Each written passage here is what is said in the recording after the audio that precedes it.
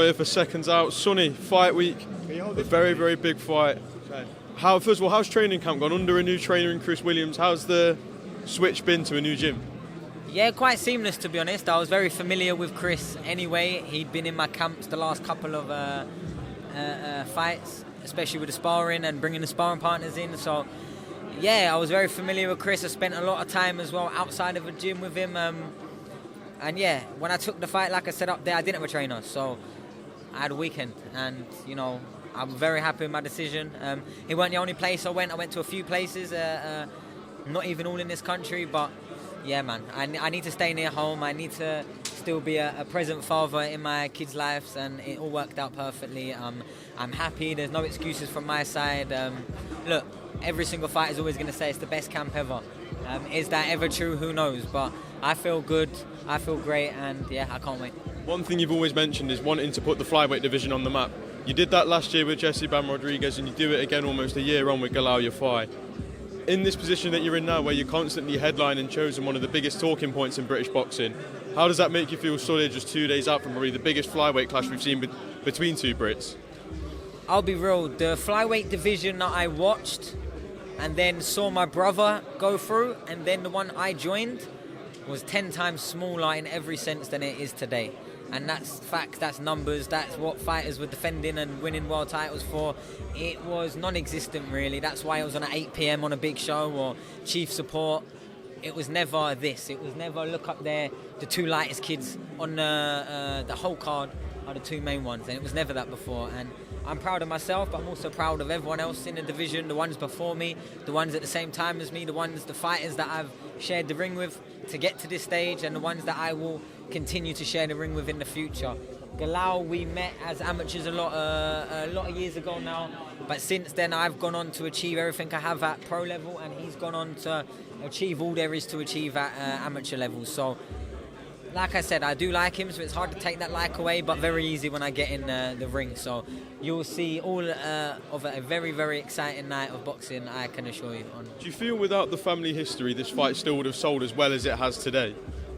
Potentially. I can't lie, I think my brother and Gamal and Cal have done a good job at hating each other just enough to keep, you know, everyone else interested. And it's always been like this. I mean, do you remember those videos when you saw Charlie and Cal, like, fresh face, shouting at each other, like, pushing each other, calling each other ugly and that? Like, on Monday after that, I'm walking into GB and sparring with my friend Galal, who's also on the camp with me. Do you know what I mean? So it's gone all that way back. Like, the story's always been that way. There's always been a great deal of respect from the baby brothers. I don't think it's always been shown just as much above us, but at the same time, I think they have a bit more history. They had a lot more trips away with each other on GB. They probably have a lot more memories and secrets about each other than I would even know of. They, you know, Cal and Charlie and Gamal was all on GB at the same time for about 4, 5, 6 years.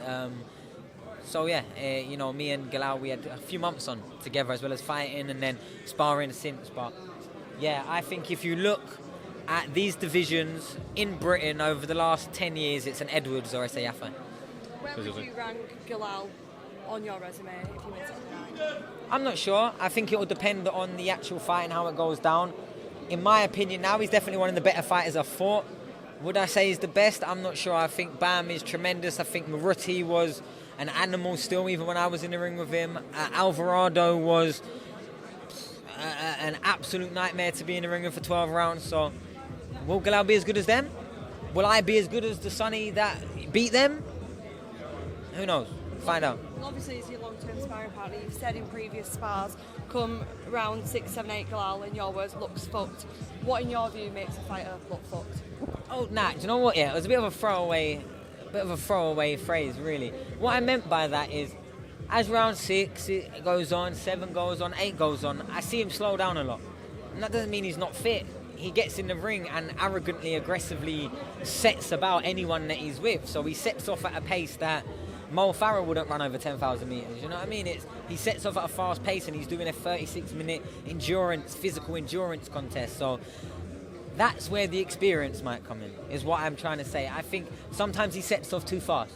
And by 6, 7, he's not the same Galal. And, okay, normally we're not, but the best fighters fall off the least through the fight, I think. Will you be taking advantage of the second half of the fight? I just hope I make it that far. Hope so. Yeah, do you know what I mean? I'll be real. He's a very good fight. Anything can happen. I'm very confident. You can ask me all the questions. Yes, I think I'm going to win. Yes, I think I'm going to beat him. Yes, I think I can hurt him. Yes, I think I can knock him out. But at the end of the day, I'm going to get in there. I'm going to give it my best. And, you know, may God be my witness whether I'm good or not. Finally for me, what emotions have you got going into Saturday night with the family history? I don't really care about all of that. That's not, I don't. I really don't. Like, I've probably got more rivalry of who's the better brother with my own brother than with Galal or any of the Yafais, you know what I mean? Like, and I'm so glad right now that I haven't got a belt and he's got one. Do you know how refreshing of a feeling it is? That's like me coming back to how it started. My big brother being one of the best fighters in the country, and then in Britain, and then in Europe, and then in the world. Like, he's always achieved and massively achieved, from amateurs all the way to pros.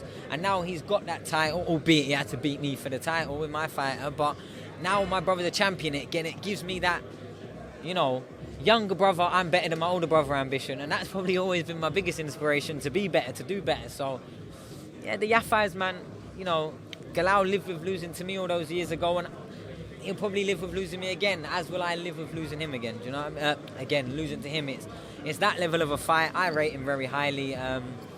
I rate him very highly. Sonny, you got a t-shirt on saying I need more money. What's the first thing you're buying with your paycheck after Saturday night? I'll be real, yeah. I'm all up to date in my taxes anyway, so fuck the tax man, yeah. He gets his off me and plenty more. I'll be real. I don't really need. No one needs anything in this world, especially not a human invention that now controls our time, our space, our dignity, where we. It controls too much. So I need it to sell a fight the way people want me to sell a fight.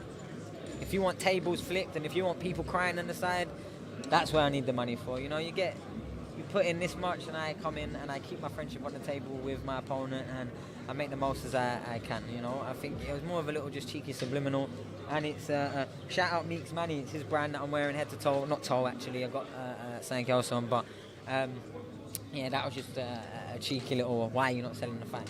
So you felt the power of Galal in sparring for hundreds of rounds. You've also felt the power of Bam Rodriguez. Where would you rate the power of Galal going into Saturday night? Do you think he's dangerous?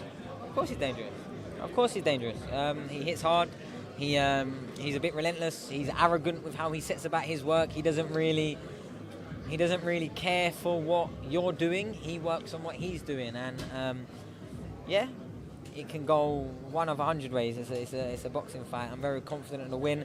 Would I put him up there with Bam? I don't know. I think that's yet to be seen. But at the end of the day, take it from me, there's not many on the world that are as good as him.